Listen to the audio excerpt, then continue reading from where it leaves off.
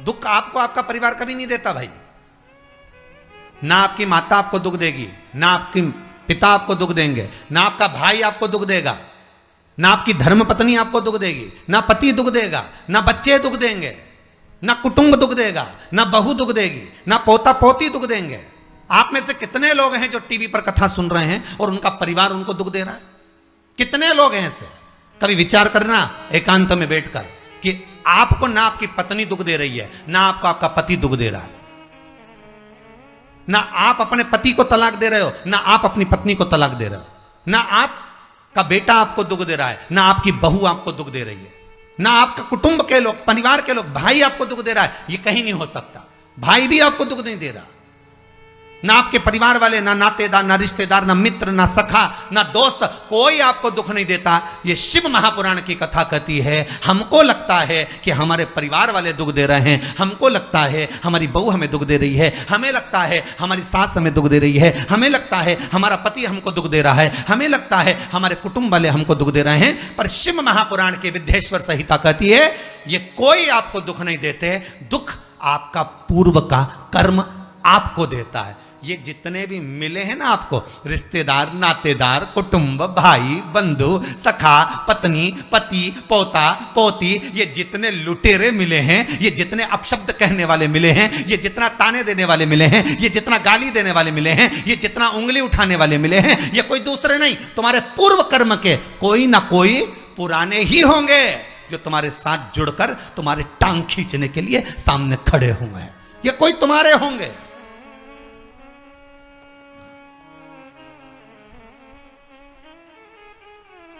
तो ये सब दिमाग से निकाल दीजिए आप, आपके ये चित्तवृत्ति बुद्धि से ये बात सब निकाल दो। जितने लोग कथा सुन रहे हैं ना, अपनी बुद्धि से निकाल देना कि मेरी बहू मुझे गाली दे रही है। हाँ, तूने किसी गाय को रोटी नहीं दी और दी भी होगी, दूसरी बार गाय आ गई होगी तो डंडा मार के भगा दिया, वही बहू आई है, वाणी के डंडे कुदा रही है।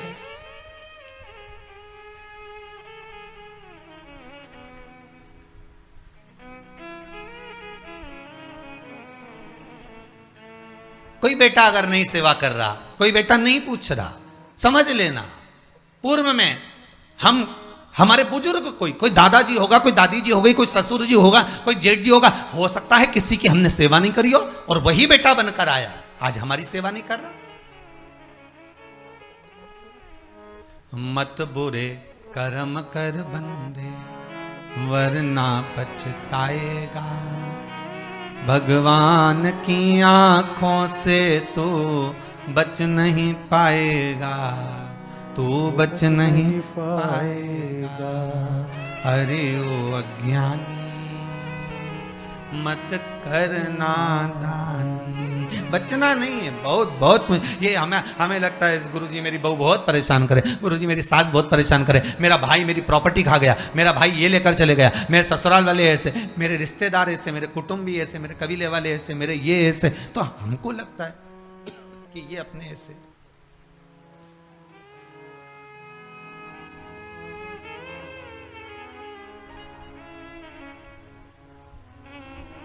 हमको लग रहा है कि ये हमारे ऐसे हैं, हमारे को लूट रहे हैं, हमको ऐसा परेशान कर रहे हैं, हमको ऐसा कर रहे हैं, पर नहीं भाई।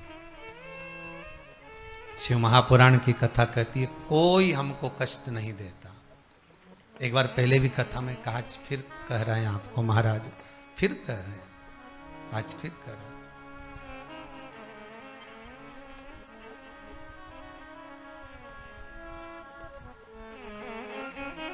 आपको फिर निवेदन कर रहे हैं, बीमार हुए देवास में, बीमार हुए भोपाल में, बीमार हुए सीहोर में, बीमार हुए कहीं, डॉक्टर को दिखाने जा रहे हैं इंदौर, डॉक्टर को दिखाने जा रहे हैं भोपाल, डॉक्टर को दिखाने जा रहे हैं देवास, मुंबई, पुणे, जहाँ तहाँ हम डॉक्टर को दिखाने के लिए जा रहे हैं। वहाँ हॉस्पिटल में हमने सुई लगवाई, इंजेक्शन लगवाया, वहीं से कहीं कुछ चीरा फाड़ी कर दी, ऑपरेशन कर दिया। जरा विचार करना कभी एकांत में बैठ कर कि रहते यहाँ थे, दवाई लेने पहुँचे वहाँ, इंजेक्शन वहाँ लगवाया, बताओ ऑपरेशन वहाँ करवाया। तो इतने सारे हॉस्पिटल, कहीं ना किसी ने कहा सूरत भी जा सकते हो, किसी ने कहा अहमदाबाद चले जाओ, किसी ने कहा वहां चले जाओ, कोई कहे पूना चले जाओ, कोई कहे मुंबई चले जाओ, कोई कहे इंदौर चले जाओ, कोई कहे भोपाल चले जाओ, पर रहने वाला कहाँ का और जाकर ऑपरेशन करवा रहा है कहाँ पर? विचार करिएगा। रहने वाला कहाँ का और इंजेक्शन लगवा रहा है कहाँ जाकर? जरा विचार करिएगा।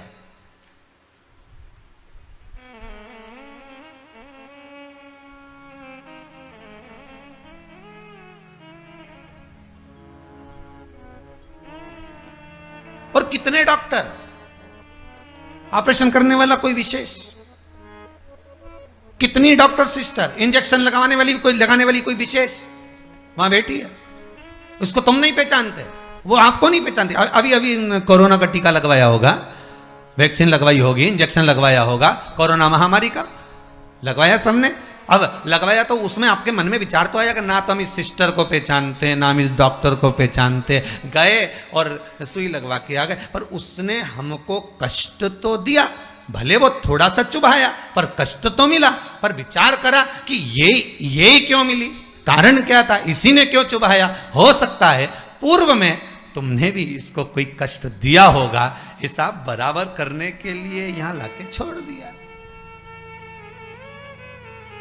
वो दुनिया के लोगों ने कहा है ना कि ये कोरोना महामारी को उपजने वाला, वो चीन के ऊपर लोगों ने कहा कि उन्होंने इस कोरोना महामारी को प्रकट कर, अब उनने तो कर दिया, उनने तो संसार में विनाश का कारण बना दिया, पर फिर प्रकृति ने क्या करा? आज की स्थिति में प्रकृति क्या कर रही है? फिर वो भी अंदाजा लगा, कहीं मालूम पड़े मिट्टी हवा में उड़ रही है, ऐसी उड़ रही है गीली कि सब गाड़ी ने बंगला सबके धो दिया उसने।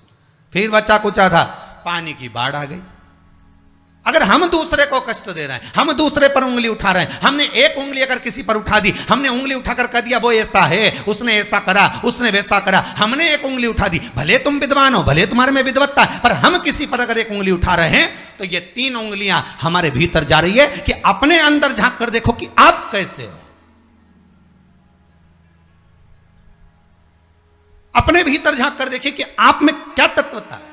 जो हम दूसरे में कुछ खोट देख रहे हैं तो हम में कितना खोट भरा होगा, हम में कितना कपट भरा होगा, तभी तो सामने वाला कपटी नजर आ रहा है। जैसा चश्मा लगाओगे सामने वाला व्यक्ति वैसा ही तो दिखेगा। लाल कलर का लगाओगे तो लाल दिखेगा, काला लगाओगे तो काला दिखेगा, पीला लगाओगे तो पीला दिखेगा। नेत्रों में जो काम, अगर अहंकार है तो अहंकारी दिखेगा, लोभ है तो लोभी दिखेगा, वासनावान है तो वासनावान दिखेगा, तृष्णावान है तृष्णावान दिखेगा, चोर है चोर दिखेगा, कपटी है कपटी दिखेगा, बेईमान है बेईमान दिखेगा, अज्ञानी है अज्ञानी दिखेगा। आपकी दृष्टि जैसी होगी सामने वाली की सृष्टि वैसी ही नजर आएगी, सामने वाला व्यक्ति आपको वैसा ही दिखेगा। आपका चित्त अच्छा है, आपका मन अच्छा है, आपके दिल अच्छा है, आपके भाव अच्छे हैं, सामने वाला भी वैसा ही नजर आएगा। भगवान कृष्ण ने भेजा था दुर्योधन को अच्छा ढूंढने के लिए, एक अच्छा नहीं मिला। युधिष्ठिर को भेजा था पूरी पृथ्वी पर से कोई बुरा व्यक्ति ढूंढ कर लाओ, युधिष्ठिर को बुरा नहीं मिला, क्योंकि उसकी युधिष्ठिर की बुद्धि में, चित्त में ये भरा था, उनकी वृत्ति में ये भरा हुआ था कि बुरा कोई है ही नहीं, संसार में कुछ ना कुछ अच्छाई दिखी जाएगी। बुरा जो देखन में चला बुरा न मिलिया कोई। हम देख रहे हैं, हम चित्तवृत्ति से, हम विचार,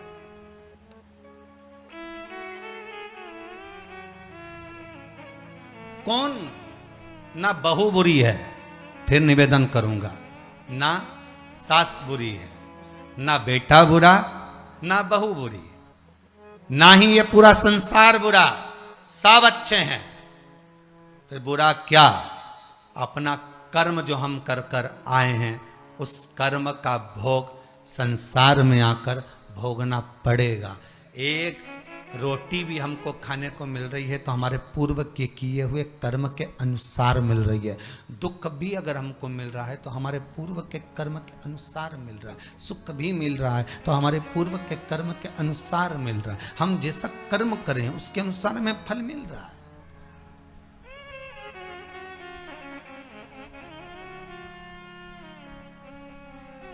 इसलिए बारंबार कहा था कि मान मेरा कहना नहीं तो पछताएगा, माटी का खिलौना माटी में मिल जाएगा, हेट बूट सूट सब यहीं रह जाएगा और माटी का खिलौना